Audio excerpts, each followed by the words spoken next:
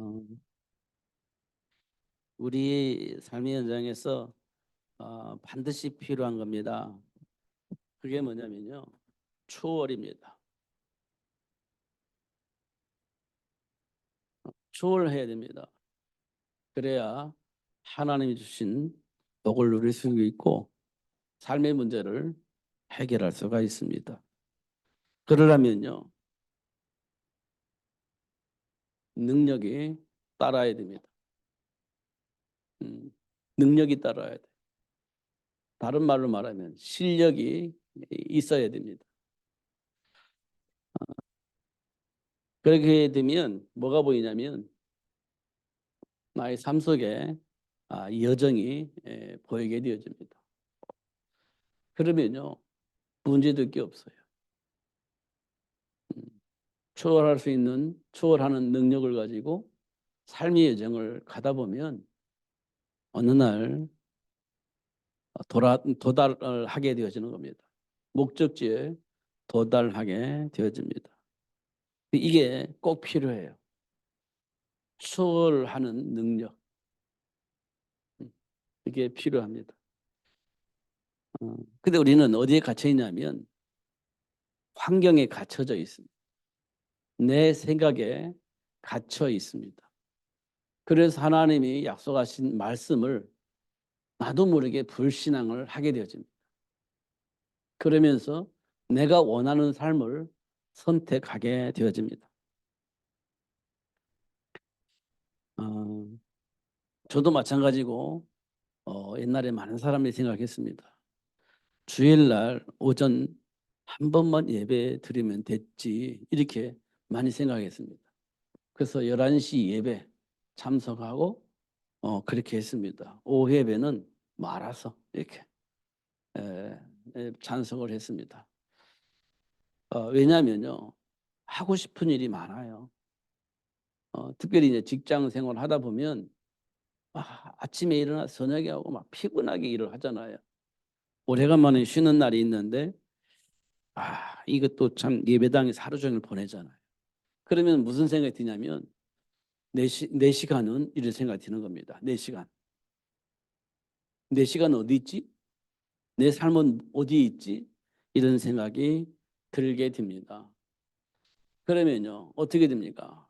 일주일 동안 죽으라고 고생했는데 하루쯤은 내 시간이 필요하다 이렇게 생각을 하는 겁니다.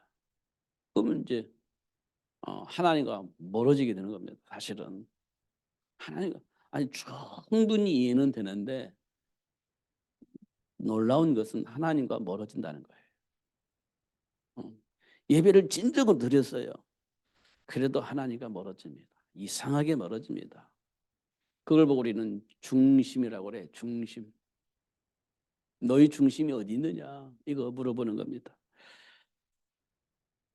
음, 그걸 우리는 추월해야 된다는 거예요. 그거를. 그러려면요, 하나님의 능력을 우리가 알아야 되는 겁니다. 그 하나님이 나를 어떻게 이끌어 가시는가? 이것도 우리가 꼭 확인을 해야 됩니다. 굉장히 중요한 일이에요.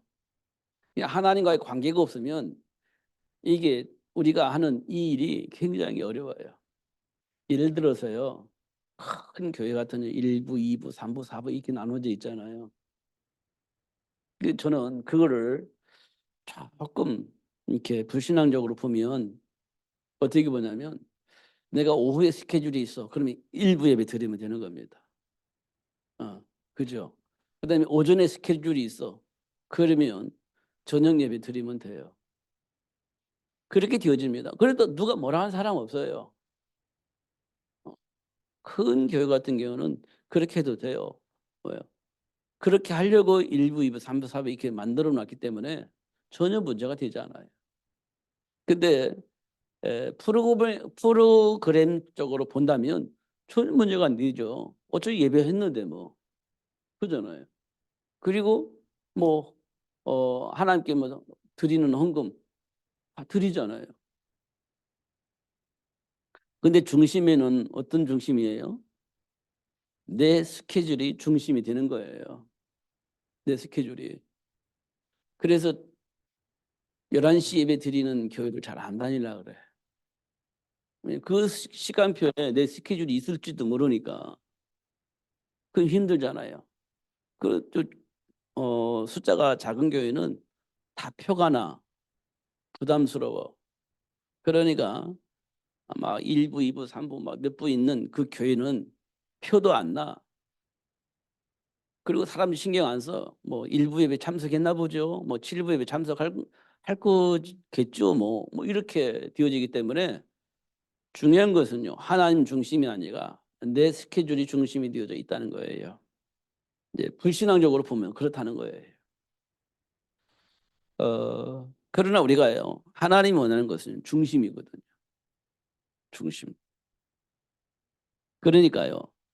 성경에는 뭐라고 했느냐면 안식일을 기억하여 그날을 거룩하게 보내라고 되어 있어요. 11시 예배 때만 예배 드리는 끝이 아니고 그 날 하루를 거룩하게 지내라 이렇게 되어 있습니다.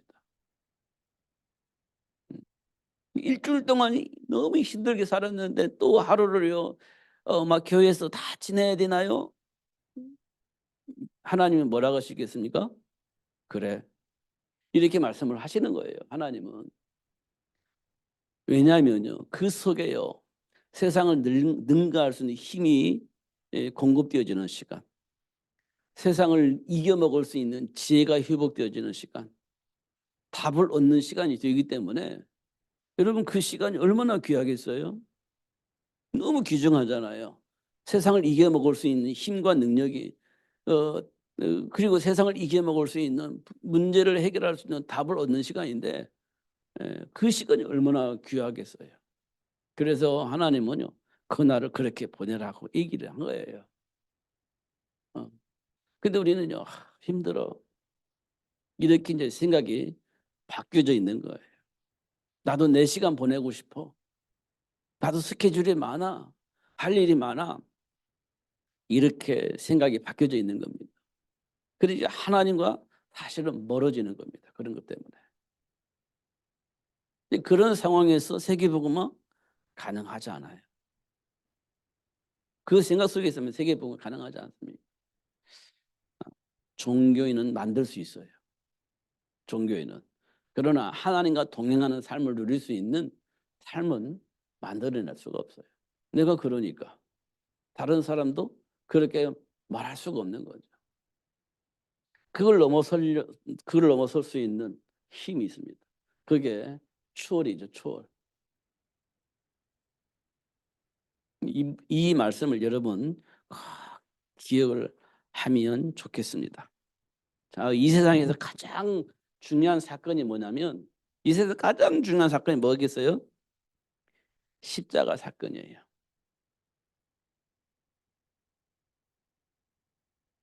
이 세상에서 가장 중요한 사건이에요. 십자가 사건이에요. 이 사건은 예수님이 십자가에 못 박혀 죽는 거예요. 그냥 로마에게 사형틀이거든요. 그러니까 어떤 사람이 십자가에 못 박혀 죽듯이 예수님 십자가에 죽은 거예요. 큰 이슈가 될 수가 없죠. 전혀 이슈가 될 수가 없어요. 왜냐? 그 예수님이 십자가에 죽을 때 두 사람이 죽었잖아요. 예수님과 함께. 그 사형틀이라니까요. 사형 선고받고 십자가에 박혀 죽은 거예요. 그런데 이 예수님이 십자가에 박혀 죽었다는 것은 이 세계에서 가장 중요한 사건이에요. 왜 사건이냐면 창세기 3장 15절이 있기 때문에 굉장히 중요한 사건이에요. 사단의 머리를 상하게 할 여자의 후손 이렇게 되어 있습니다. 사단의 머리를 상하게 할 여자의 후손. 그 다음에 왜 중요하냐. 출애굽기 3장 18절에 보니까 희생 제물의 어린 양 피를 하나님께 드리려 하오니 이렇게 되어 있습니다. 이게 십자가 사건이에요. 사단의 머리를 박살낼 여자의 후손. 그가 뭐냐? 피 흘려서 하나님께 드리는 거예요. 이게 십자가 사건입니다. 음. 이 문제는 뭡니까? 이거는 사실은 사단의 올무에서 해방되어지는 겁니다. 운명과 팔자 같은 삶 속에서 해방되어지는 겁니다. 이게 이거예요.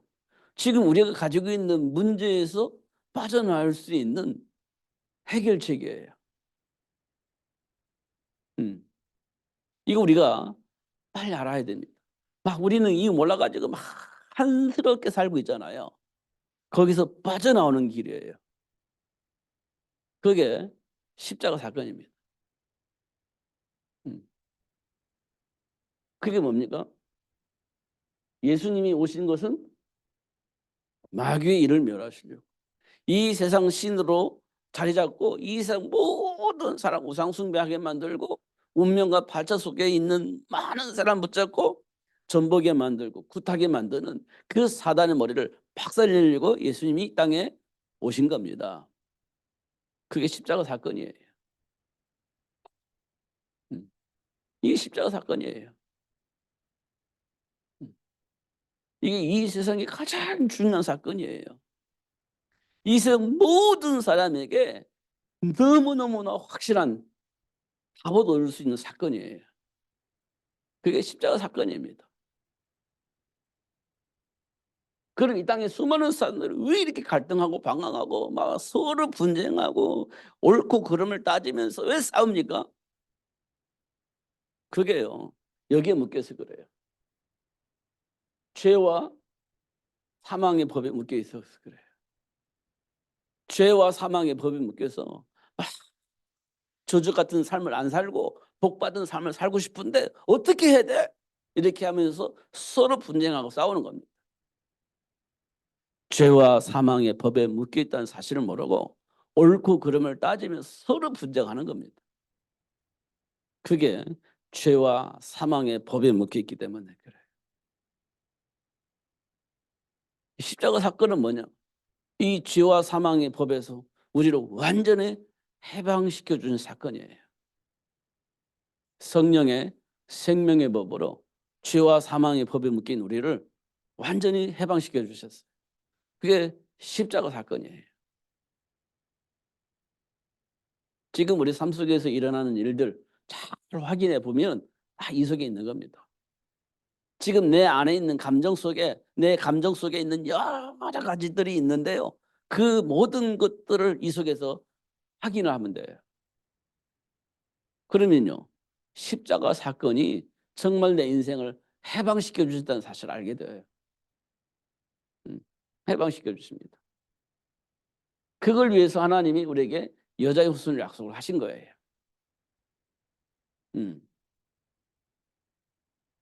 그러면서 하나님과 함께 할 수 있는 길을 우리에게 열어주신 겁니다. 하나님과 함께하는 삶을 누릴 수 있도록.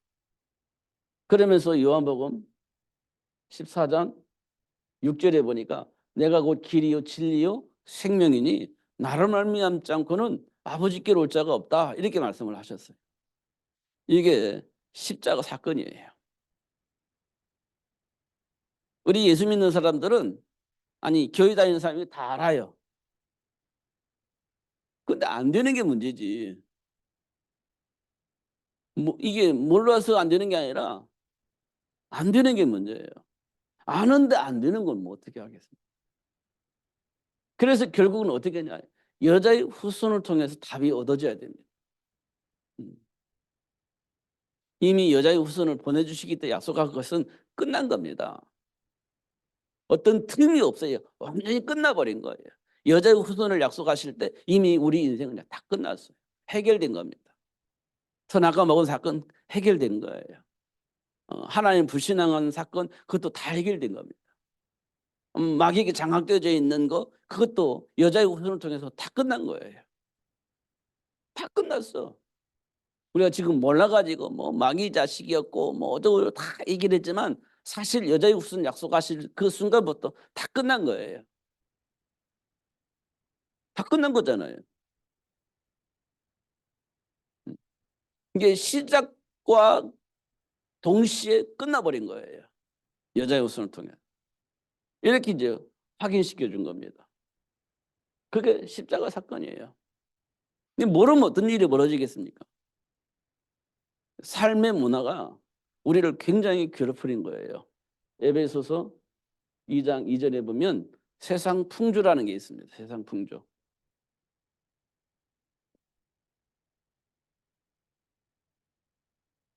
우리는 이렇게 사는 거예요. 세상 풍조에 따라서 사는 겁니다. 이렇게 사는 거예요. 하나님을 떠난 사람들은 하나님 만드는 문화 속에서 사는 겁니다. 어쩔 수가 없죠. 그렇게 살 수밖에 없는 겁니다.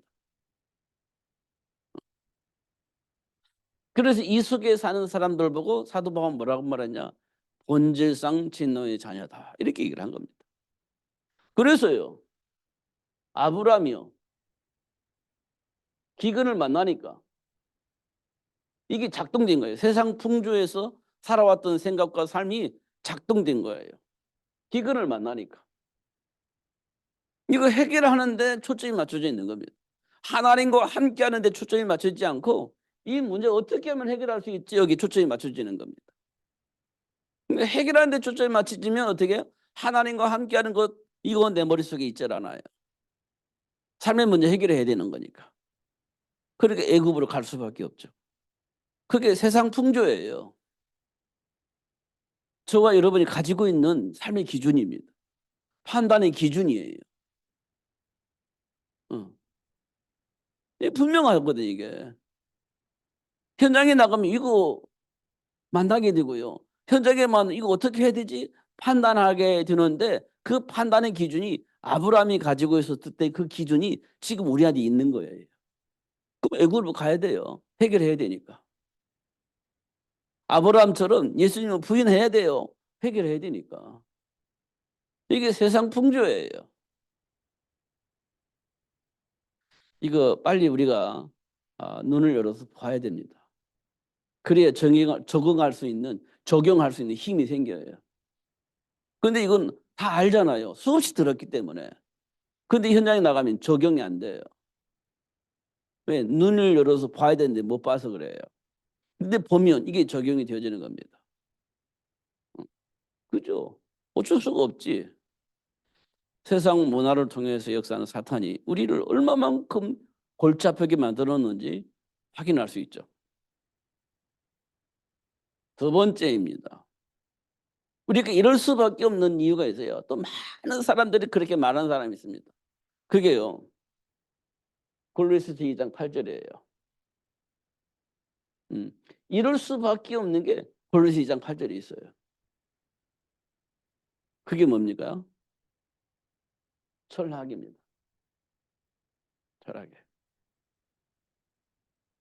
이 철학이 세상 풍조를 만들어내요. 철학이. 그래서 어떻게 해요? 해결책을 찾아서 가도록 만드는 겁니다. 그럼 기금 많았으면 먹을 것이 있는 곳에 가야지 당연히. 이렇게 생각과 삶을 갖도록 만드는 게 철학이에요. 하나님과 전혀 상관이 없습니다. 철학은 그래요. 그래서 사도 바울은 뭐라고 말했냐? 철학은 우리 살아가는데 필요한 것이지만 그리스도와 함께하는 삶은 아니다. 이렇게 표현되어 있어요. 그리스도와 함께 사는 게 아니다. 이렇게 있어요. 야, 이거 굉장히 어려운 말인데 이해가 되어져야 됩니다. 우리 체질상으로는 이게 쉬운 일이 아니에요. 근데 이게 되어야 됩니다. 지금도 우리가 예수 믿는 사람들끼리 왜 싸웁니까? 이게 우리 안에 기준이 되어져 있기 때문에 옳고 그렇고 이게 막 하니까 안 맞아 맞아 하면서 싸우는 거예요. 분쟁하는 거예요. 이게요 가정에서 한 부부싸움이에요. 이게 들어가 있기 때문에 싸우는 거예요. 왜 이게 세상 모든 사람이 그렇게 산다고 생각하고 이게 세상 풍조예요. 근데 왜 너는 그렇게 못 사냐 이렇게 되는 거잖아요. 비교하잖아요. 그 비교가 어디서 나오냐? 세상 풍조에서 나오는 거예요. 그 세상 풍조의 개념은 어디냐? 이 철학이 있는 거예요, 바탕이. 이 속에서 우리는 서로 싸우고 있는 겁니다. 분쟁하고 있는 거예요. 옳고 그럼 되냐 안 되냐 막 이런 거예요. 그게 세상 풍조예요. 이 배에 누가 있어요?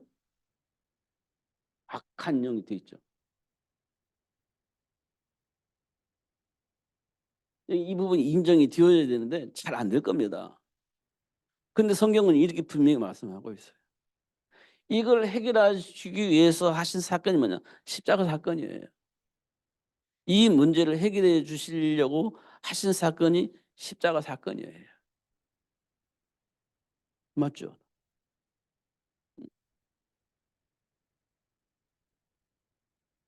그래서 사도 바울은 뭐라고 말했냐? 그리스도를 아는 것이 최고의 지식이다 그랬습니다.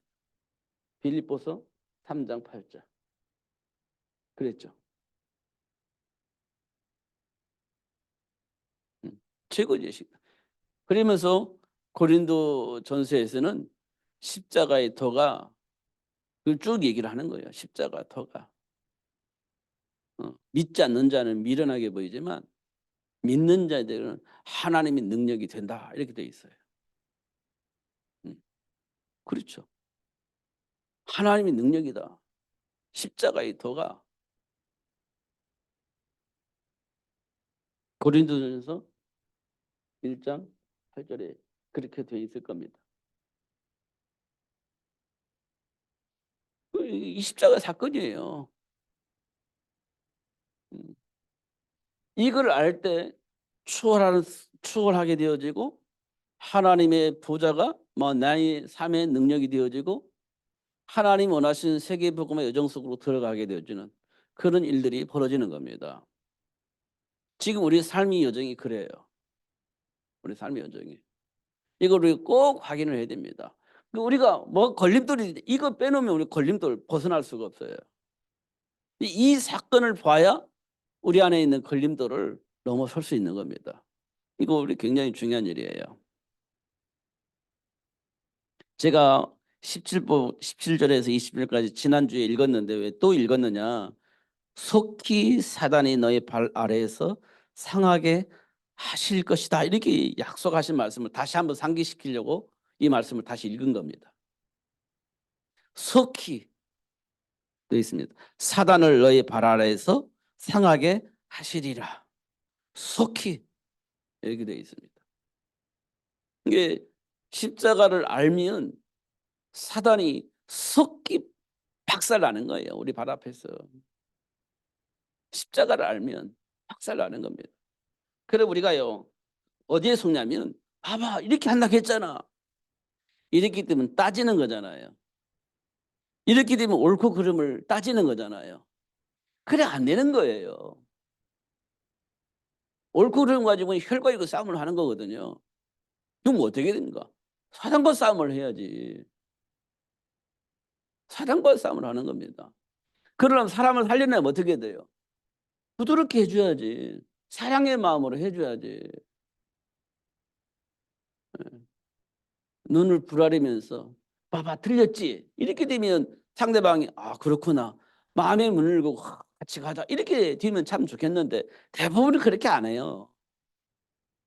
기분 상하고 상처 입으니까 음, 막 붙어버리니 질 때 지더라도 어떻게 붙는 거지. 그잖아요.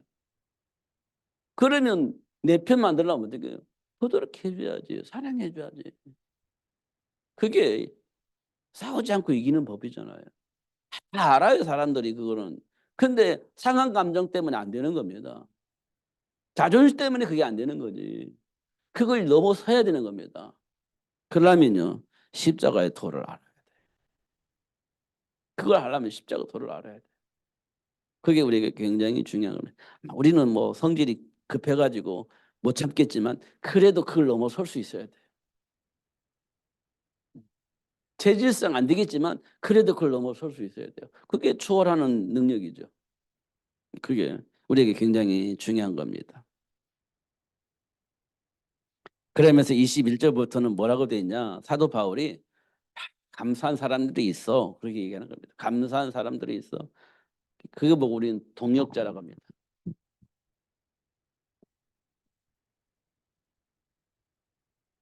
동역자가 있어. 그러니까 무난하라 이게 돼 있죠.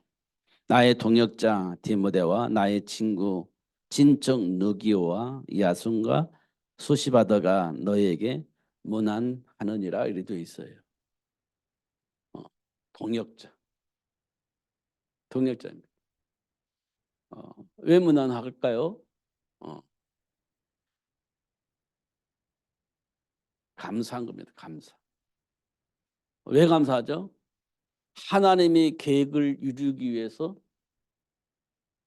헌신한 거예요. 하나님의 계획을 위해서 헌신한 사람들. 그 사람들에게 감사하면서 문안을 하는 거죠. 그래서 우리가 뭔 얘기하죠? 보호자. 이렇게 얘기를 하잖아요. 보호자. 보호자 역할을 한 거죠. 사도 바울과 그 전도 팀들을 향해서 무슨 역할을 했냐? 보호자 역할을 했다는 거예요. 하나님 나라를 위해서. 기꺼이 보호자로서 헌신하는 거죠. 하나님 원하시는 그 일을 이룰 수 있도록 충분히 도와주는 거예요. 그 보호자가 하는 거잖아요. 보호자. 그래서 보호자 이렇게 얘기를 했어요. 그 다음에 우리가 먹고 사는데 뭐가 필요하죠? 식주인. 먹고 사는 일에 모든 것을 헌신한 겁니다. 그 식주인이라고 하죠. 먹는 일, 먹고 사는 일, 입는 일, 필요한 것 도와주는 거 이게 다 식주인 역할이에요. 그러니까 이런 사람들이 있는 거예요. 이런 사람들에게 너무 감사하다. 그러면서 문화를 하는 거죠.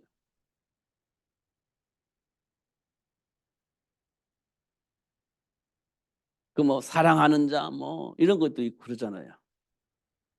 사랑하는 자.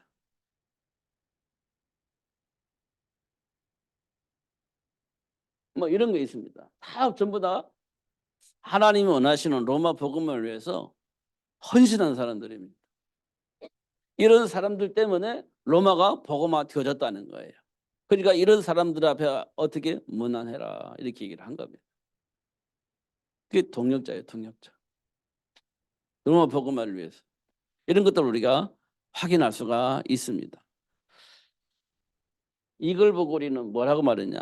시스템이라고 하고 팀 이렇게 얘기를 합니다. 이렇게 얘기를 하죠. 초창기에는 이거 뭐라고요?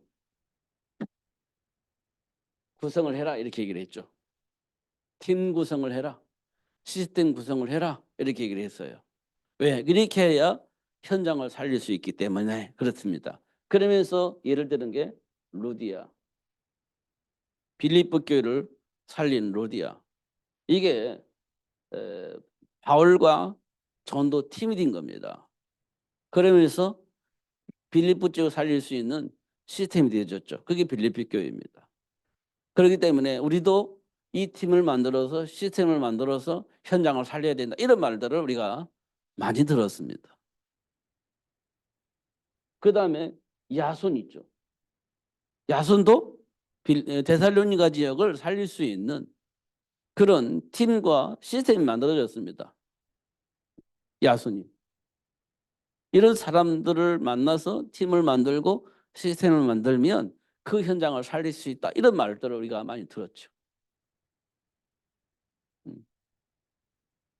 잘 들어보면 지금 하나님은 완벽하게 세계복음을 할 수 있는 그런 축복의 여정을 우리에게 다 알려주고 있는 겁니다.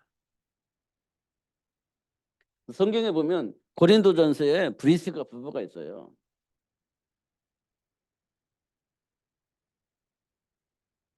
브리스가 부부는요, 사실은 로마에서 쫓겨난 사람입니다. 왜냐하면 고린도 지역에는 준비된 사람이 없었나 봐요. 고린도 지역에는 준비된 사람이 없었나 봐요. 그러니까 하나님이 로마에 살고 있는 브리스가 부부를 고린도 지역에 쫓아나 버렸어요. 그래서 어떻게 해요? 바울을 만나게 한 거죠. 그래서 어떻게 그 고린도 지역을 살릴 수 있는 팀이 구성되어지게 하시고 시스템을 만들어질 수 있도록 축복하신 겁니다. 이게 되니까요. 빌립보는 루디아와 그의 가족들을 통해서 복음화되어지고, 데살로니가는 야손을 통해서 복음화되어지고, 로마에서 쫓겨난 브리스가 부부는 고린도 지역을 살릴 수 있는 그런 시스템이 되어지게 만들었습니다. 그러면서 바뀌었어요. 이들이 뭘 알았죠? 십자가 사건을 알게 된 겁니다. 이들이 알고는 십자가 사건을 발견하게 된 거예요. 누구를 통해서? 바울을 통해서. 그게 팀이 되어지고 시스템이 되어지니까 현장이 바뀐 거예요. 이 말은 뭘 의미하냐면 지금까지 가지고 있던 내 생각이 전환이 되어진 거예요. 복음을 듣고 나니까 전환이 됐어요. 아, 그러면 내가 지금 가지고 있는 이 생각과 삶의 체질이 하나님을 떠난 우리에게 사단이 교묘하게 그런 시스템을 만들어 놨구나라는 걸 알게 된 거예요. 그 문제를 십자가에서 해결해 주실 거는 사실을 알게 된 겁니다. 그게 이제 해방이 되는 거죠. 운명과 팔자 같은 삶 속에서 해방되는 겁니다. 이게 가능하겠냐? 지금 우리가 뭐 몇십 년 동안 들어도 이게 아직도 이게 막 갈 길이 먼데 이게 가능하겠냐? 근데요, 알게 되면 이게 가능해지는 거예요. 내 수준과 상관없는 초월하시는 하나님 능력을 통해서 그게 해결되어지는 겁니다.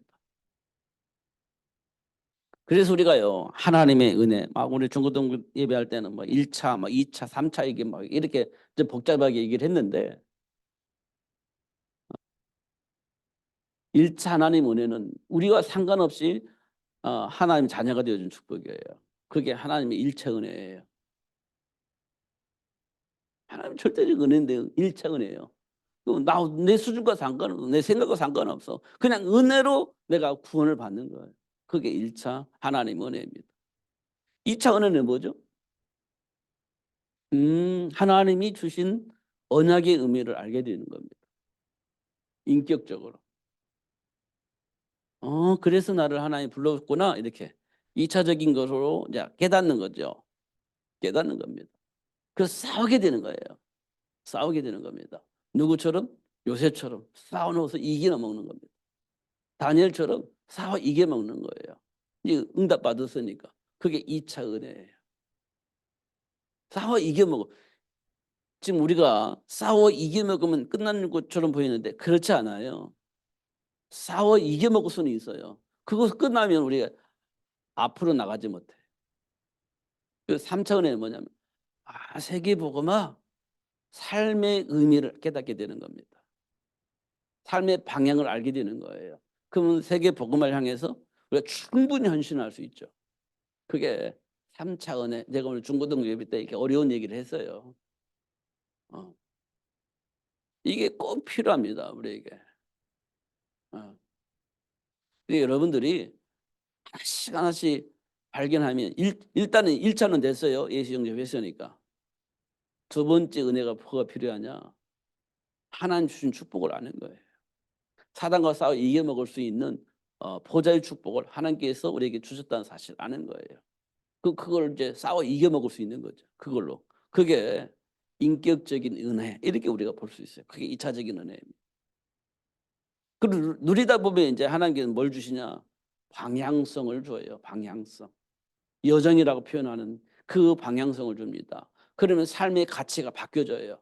세계복음화 때문에 삶의 가치가 바뀌어지는 겁니다. 그게 이제 3차적인 이걸 가지고 있는 사람이 누구냐? 사도 바울이었어요. 1차적인 은혜를 입은 사람, 2차적인 은혜를 줄 사람, 2차적인 은혜를 줄 사람, 3차적인 은혜를 그렇게 인도를 받게 하신 거예요. 그게 누구냐? 사도 바울이었어요. 그런 사람들이 세워진 것이 로마서 16장 1권이에요. 오늘 본문에. 그들이 발견하고 나니까 뭐 했어요? 헌신했어요. 하나님 원하신 그 일 때문에. 그들을 향해서 감사가 나왔죠. 그게 로마서 16장 1권들입니다. 하나님 지금 우리를 왜 부르셨어요? 세계복음에 따라 부르셨잖아요. 그럼 하나님 우리를 어떻게 이끌어 가세요? 세계복음을 위해서 이끌어 가고 계시는 거지. 그럼 우리에게 뭐가 절대 필요합니까? 그리스도. 이게 절대 필요한 겁니다. 그 그리스도 안에는 하늘의 보좌가 움직이고요. 천군 조사가 움직이는 거예요. 누가 막을 수가 없는 거지. 그걸 알고 나니까 이제 세계복음을 향해서 가는데요. 걸릴 게 없어요. 그게 이제 로마서 16장 일꾼들입니다. 하나님 지금 우리를 그런 수준으로 이끌어가고 계신다는 사실이에요. 그런 수준으로.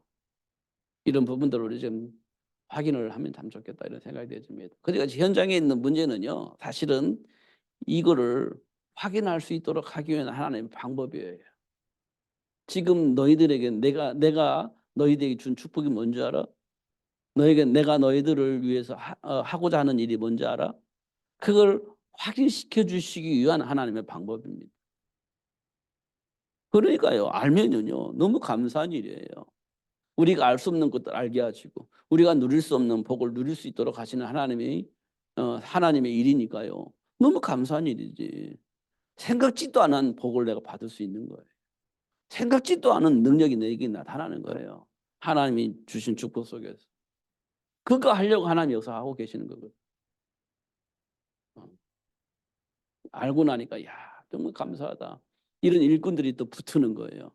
그러면서 헌신하는 겁니다. 그래서 팀이 되는 거고 시스템이 되는 겁니다. 그러면요 하나님 나라가 회복되는 겁니다. 순식간에 되는 겁니다. 이거는 하나님이 저와 여러분의 줄 축복입니다. 절대 불신앙적으로 보지 마시고 할 수 있겠냐 없겠냐 그거 따지지 마시고 언약 붙잡고 기도하시면 이 복이 오게 돼 있습니다. 절대적으로 하나님이 하시는 일이니까 말씀을 통해서 우리 꼭 확인을 하셔야 됩니다. 내가 지금까지 알고 있었던 것, 경험했던 것, 상식적인 것 그거 따지면 이거 못합니다. 하나님 주신 말씀 속에서 나를 보는 겁니다.